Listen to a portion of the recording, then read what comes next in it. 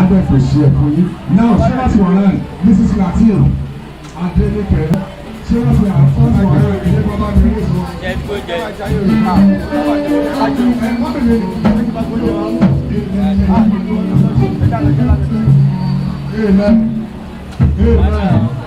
Wọ́n ní ẹ̀gbọ́n mi àwọn aláwọ̀dá ẹ̀ ṣe mo dúpọ̀ lọ́wọ́ àpò yín ẹ̀gbọ́n máa ń gbọ́ láti ẹ̀ ẹ̀gbọ́n máa ń gbọ́ láti ẹ̀.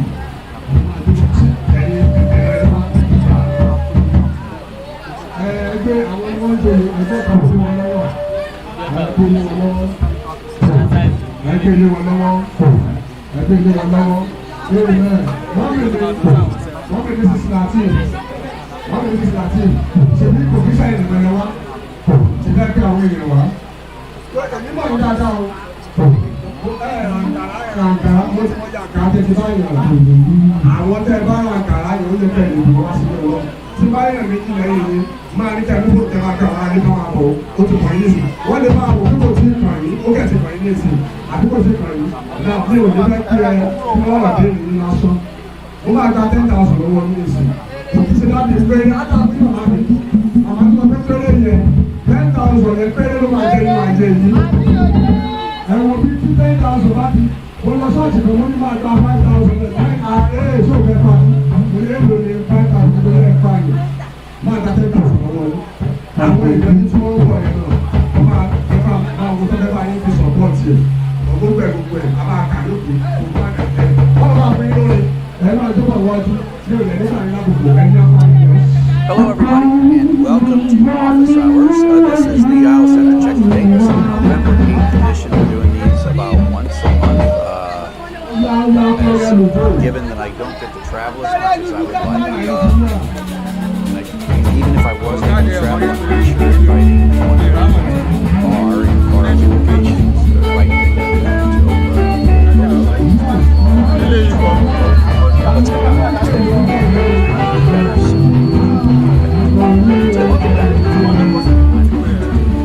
once a month. We just started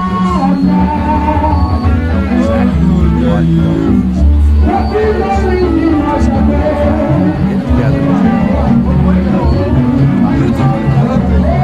2 hours.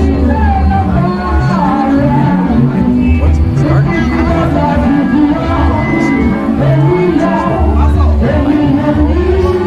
Stories to tell. Questions every time. Challenge me. Challenge me. It's got to be. There is no sound.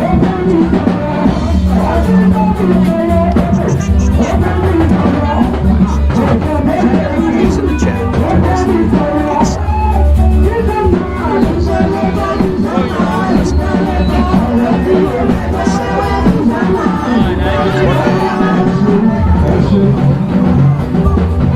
Oh, there is sound. Okay. Was there sound? Great. Thank you. Thank you.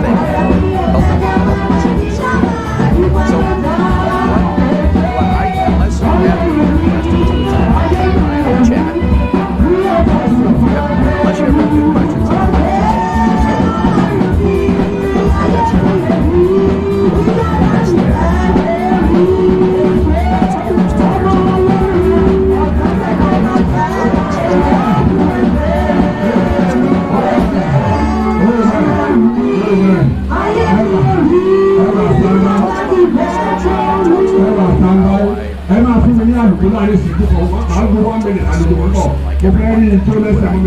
Give that talk over and over again. And everyone goes like, oh, that's really cool. And no one really takes it seriously. So all of them giving the same talk. And just feeling like people come and they're entertained by the talk, but then there's no action. So what I'm thinking about doing, and still just getting less and less business.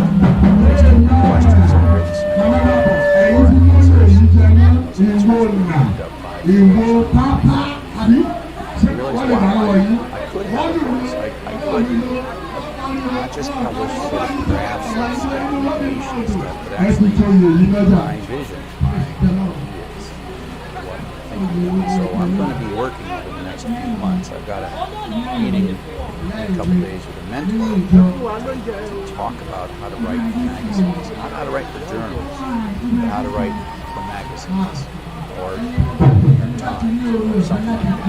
I'm realizing that at some level, if you're doing research, writing a journal is important. It's involving knowledge of the journal is the record of each step of involving knowledge. But a magazine is the way you touch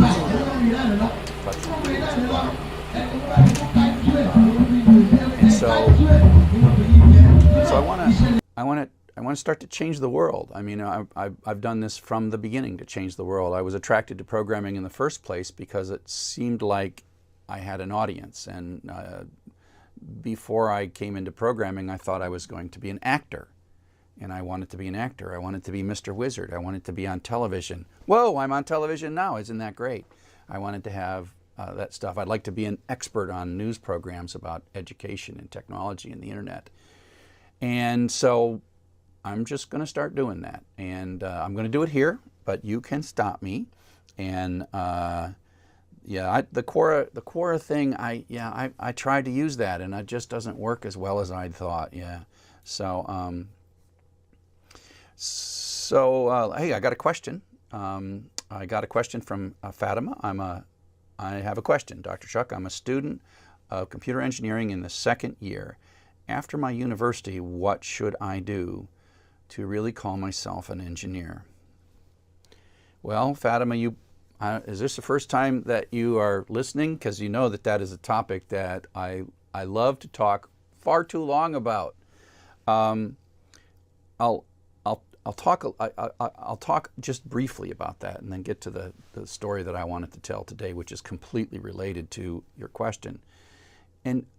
And here's the problem that I've been struggling with, and I've mentioned this on previous office hours. The problem I'm struggling with is I, as the leader of an open source project, I want to hire people. And we've talked a lot about how to get your first job, et cetera, et cetera, et cetera. And so I would love to hire people, and I would love to find a way to hire people around the world, not just in my town, but hire people all around the world. And so then I asked myself, well, what kind of skills do I need to make it worthwhile to hire somebody? And I have come to realize, just both a long time ago and a short time ago and most recently, that if you have a computer science degree, I'm not ready to hire you. And the reason I'm not ready to hire you is that there are companies that are going to hire you for way more than you're worth. And that's the charm of a computer science degree, is that you're not all that talented in terms of what companies need to get done, but you are really skilled and extremely trainable. And so there are companies that will pay you six figures if you graduate from a great school, pay you $100,000 or more if you graduate from a great school with a computer science degree. But I'll be honest, I almost have never met a person who graduated with a computer science degree that's actually a useful and productive contributor to what companies need done. You go to work for Facebook, they'll pay you six figures. They will pay you six figures for 2 years. And then all of a sudden, after 2 years, you can actually help them solve the problem. And I can't afford, in my little company, in my open source efforts, I can't afford to pay a person $100,000 for 2 years before they're useful to me, before I get work out of them, before they advance the cause that I want to spend the money on. And so the way computer science works is it produces these graduates that are ready for 2 more years of training, but graduates who expect to be paid $100,000 a year for those 2 years of training. And there seems to be an almost unlimited supply of jobs for people that do that. And so that puts me in a bad spot. The other thing that puts me in a bad spot is I've got a lot of online courses, and you can take my courses, and they're increasingly sophisticated. Python for everybody, Django for everybody, web applications for everybody, and Postgres for everybody. These are the skills, the base skills that I want in a person that I would hire, right? Database, web, HTML, request response, JavaScript, Python, data science. It's all in there. It's all in those 4 courses. But guess what? I can't hire a person who aced all 4 of my courses either, because they have much to learn still. And so and this goes back to your question, Fatima. The question is, what is it that you learn after you've learned the basic skills, whether it's taking my courses or getting a computer science degree? And what you learn is how to deal with complexity and how to deal with software that lives a long time. If you look at every course and every assignment that I've ever taught in any course that I've taught, and if you look at every computer science class, you see that you sprint for 2 weeks and then throw it away. And then you sprint for 2 weeks or 1 week and throw it away. Even my classes, they're even shorter. In 1 week, I'll give you 2 or 3 assignments, and they're all small. And the reason they're small is that if I started out and gave you a large project in Python for everybody, you're in the first week, and I'm going to say you're going to work on code for 5 weeks, and you're going to work on code that's 100,000 lines of code, and you're going to fix a 1-line bug in 100,000 lines of code, and you don't even know what an if statement is. Well, you're going to quit. You're going to leave my class, and I can't have that, right? I got to teach you what an if statement is. So until you have the basic skills, I have to teach you the basic skills. But at some point, we have to flip and change what it is that we teach and learn from basic skills to applied skills, to applicable skills, to the skills that you need. And so I'm working on that. And the skill that I want to teach you is I want to teach you the long view of it. And Fatima, I'm going to get to your question. I would, if I were a second year person, I would, as a kind of a hobby, might get involved in an open source project, get involved in a large open source project, do anything. Because the thing that you're not going to get from your degree, whether I'm teaching or someone else is teaching, is how to deal with older code. Because all we ever do is we show you how to start fresh and throw it, and then work for 2 weeks and then throw it away. And so for me, I would try to find opportunities as early as possible in your education to engage in things that are not pretty, things that are not simple, things that are not brand new. Because what we do in technology is we often work with large, less than ideal legacy code bases. And that's what professional people, that's what people desire. And that's when I'm hiring someone, I want someone to work on large, complex code bases and solve really tough puzzles in those code bases, whether it's building small new features or fixing bugs in those code bases. That, to me, is the most valuable skill, and it's difficult. And I'm working on it. I'm trying to come up with a curriculum that leads to what I call top-level professional programming competence. And I don't believe literally that there's any program in the world, not taught by me, not taught by anybody else in the world, that actually graduates professionals. And before you start jumping up and down and talking about boot camps do not do this. Boot camps fill your head with knowledge so that you can do really well in an interview, and then you get the job, and then you kind of suffer for a while, and then after a while they'll pay you a bunch of money because they couldn't get anybody else who knew Ruby on Rails.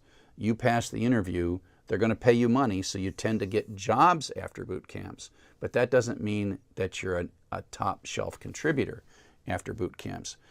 If they can afford you long enough and you stick with it long enough, in a year or two after a boot camp, if you're paid, then you might become a contributor. And so that's the key, as to how to get people to be a contributor. So Fatima, it's really about, oh, you're not a programmer, you're just an engineer. Oh, well, I'm sorry. I answered your question as if you were a computer science program engineer. So I'm not an expert on how to be a mechanical engineer or electrical engineer. I do know that those, I mean, my father was an electrical engineer, my brother was a mechanical engineer, so I know people, but it's just hard. And I would say that the thing that's true in mechanical engineering, electrical engineering, and all forms of engineering is, I'm sure it's about the same as computer science, in that when you graduate, you're not like job ready. You are ready to learn on the job. So,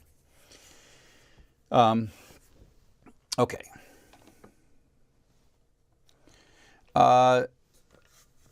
So Sina, the question you ask is, I've got a question, Dr. Chuck. Do you have any suggestions for a mechanical engineer to try to use Python in the career? Useful integrated development environments, libraries, career paths, etc. Well, Sina, I would say that the first thing that you need to do, and I get a similar question to students who want to take my on-campus Django class, and they go like, how much do I need to know to take your Django class? And what I tell them is, you don't need to know, it's not like you need to know a large amount. What you need to know is be secure in what you know. And if you were to take my Django class, you just can't study for it, but it is based on Python. And by the second week, we're going to just be writing Python and doing all this Python stuff. And so what I would say, if you want to understand Python, is don't try to worry too much about advanced Python. Get to the point where basic Python, like that Python that's covered in Python for Everybody, that scope of knowledge, get to the point where that's really locked in your brain by taking multiple beginning Python courses. Because if you're going to apply Python in an engineering career, you really don't know what's going to come at you, right? You're going to be an engineer, and there's going to be a little side problem of, we need to do some visualization. Oops, we got to do some JavaScript and some Python and some database. Or we need to do a simulation, which is, it's going to use a spreadsheet and some Python and da-da-da.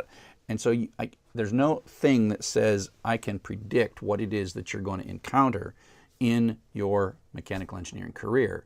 What I can predict is Python will be there, and you're going to have to learn when you get there. And if you're learning Python, then you're behind. And so for me, you got to get to the point where the concepts of programming are completely native. Understand object orientation. This is actually I'm just learning that, as I'm teaching, I'm learning from my own teaching and talking to students, that the hardest concept to teach is object orientation. My Django class really, even though it's a web design class, a web development class, it is about object orientation, because the whole Django architecture uses object orientation to accomplish big and complex things with real simple bits of code. And if you don't understand object orientation, you can't. And so you kind of have to understand simple procedural programming, like ifs and fors, and simple data structures like lists and dictionaries. And then you have to understand object-oriented programming. And object-oriented programming is hard to understand. The basics of object-oriented programming are like a 30-minute lecture, but that's not understanding how object-oriented programming works, to solve problems, to make difficult problems easier. And so this notion of, well, you do a def and there's a self thing and self.this, and that's an attribute variable, and then there's a method and all that stuff. The terminology and the syntax of object orientation is not understanding object orientation. And literally, every time I have a chance in any course, and in my Django course, I teach object-oriented programming twice. I teach it once in Python, and I teach it once in once in JavaScript.